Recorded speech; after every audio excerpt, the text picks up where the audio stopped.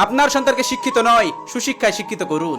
এলাকার খুব প্রভাবশালী একটা লোক মারা গেল, তার জানাজায় হাজার হাজার মানুষের সমাগম। তার জানাজার নামাজ পড়ানোর আগে তার বাল্যকালে একটা বন্ধু এসে বলছে, হুজুর জানাজার নামাজ পড়ানোর আগে আমার একটা কথা আছে। আমি মৃত ব্যক্তির কাছে 10 লাখ টাকা পাই, সেই টাকার ফয়সালা করে তারপর জানাজার নামাজ পড়ুন, আর তা না হলে আমি তাকে জানাজার নামাজ পড়তে দিব না। মৃত ব্যক্তি 3 ছেলে 1 মেয়ে। প্রথম ছেলে ডক্টর, দ্বিতীয় ছেলে ইঞ্জিনিয়ার, আর তৃতীয় ছেলে পিএইচডি হোল্ডার। আর মেয়েকে তিনি বেশি উচ্চ শিক্ষায় শিক্ষিত করবেন না বলে একটা মাদ্রাসায় ভর্তি করে দিয়েছিলেন, আর মাদ্রাসা শেষ করার পরেই তাকে বিয়ে দিয়ে দিয়েছেন। হুজুর তখন তার 3 সন্তানকে ডাকলেন এবং বললেন, আপনার বাবা যেহেতু 10 লক্ষ টাকা ধার নিয়েছিলেন তার কাছ থেকে, আপনার ওয়ারিশ হিসাবে এখন সেই টাকা আপনাদের পরিশোধ করতে হবে।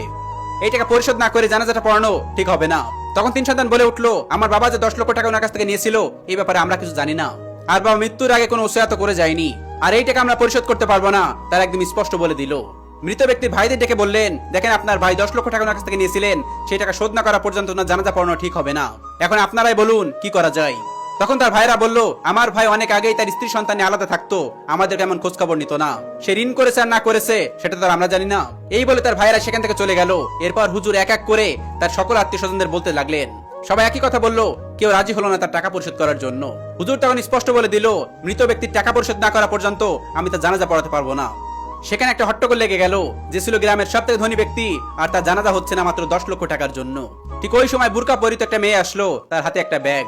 এসে বলল, হুজুর আমি মৃত ব্যক্তির কন্যা, আমার হাতে যে ব্যাগ আছে এতে কিছু টাকা আছে আর আমার কিছু অলংকার আছে। স্বর্ণ অলংকার গুলো বিক্রি করে উনি ওনার পরিপূর্ণ টাকাগুলো পেয়ে যাবে, আর হ্যাঁ এগুলো বেচে যদি পরিপূর্ণ টাকা না পাই আমি বাকি টাকা ওনাকে শোধ করে দিব। আমি এই টাকার জিম্মাদার হলাম, আমার বাবার জানাজা তাড়াতাড়ি পড়ান, আমার বাবার অনেক কষ্ট হচ্ছে।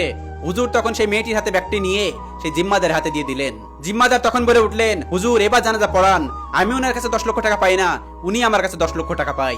যেহেতু উনি হুট করে মারা গেছে তাই আমি বুঝতে পারছিলাম না আমার এই আমানতের হকদার কে। এই আমানতের আসল হকদার আমি পেয়ে গেছি। এই আমানতের আসল হকদার হলো এই মেয়েটি। সময় মতো এই মেয়েটির হক আমি বুঝিয়ে দেব। হাজার হাজার মানুষ স্তব্ধ হয়ে গেল, আর 3 ছেলে মাথা নিচু করে দাঁড়িয়ে রইল। একটা কথা কি জানেন, অমানুষের তালিকায় উচ্চ শিক্ষিতরাই বেশি। বিশ্বাস না হলে একটু খেয়াল করে দেখুন, গ্রামে চাষবাস করা মানুষরাই কখনো তার মা বাবাকে বৃদ্ধাশ্রমে রেখে আসে না। যারা বৃদ্ধাশ্রমে রেখে আসে তারা কিন্তু উচ্চ শিক্ষিত। একটা মানুষ নিজের সর্বোচ্চ শেষ করেও তার সন্তানদেরকে মানুষ করতে চায়, একটা সন্তানকে মানুষ করে তোলে। তারা এটা ভাবে যে শেষ বয়সে আমার সন্তানরা হয়তো আমার পাশে থাকবে, আমার সন্তানদেরকে তো আমি অনেক বড় করছি, শেষ বয়সে আমাদের কোনো কষ্ট থাকবে না। কিন্তু এমনটা কিন্তু হয় না। সেই সন্তানগুলো বড় হয়ে মানুষের মতো মানুষ হয়ে বাবা মাকে আর দেখে না, বাবা মাকে আর খোঁজ নেয় না, ফেলে রাখে ওই বৃদ্ধাশ্রমে। ছেলেগুলো হয়তো দেশের বাইরে চলে যায় বা বড় বড় জায়গায় থাকে, বাবা মাকে মাঝে মাঝে কিছু টাকা পাঠায়, আর তা না হলে বৃদ্ধাশ্রমে রেখে আসে। একটা কথা বলেন তো, শেষ বয়সে টাকা পাঠালে কি হয়? বাবা মায়ের পাশে থাকতে হয় না?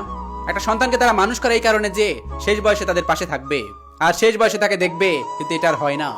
উচ্চ শিক্ষিত হওয়ার পর মানুষ রোবটিক হয়ে যায়, নিজের হাতে বাবা মাকে বৃদ্ধাশ্রমে রেখে আসে, তাদের একটু ভ্রুক্ষেপ হয় না। তাই একটা কথা মাথায় রাখবেন, আপনার সন্তানকে শিক্ষিত নয় সুশিক্ষায় শিক্ষিত করুন।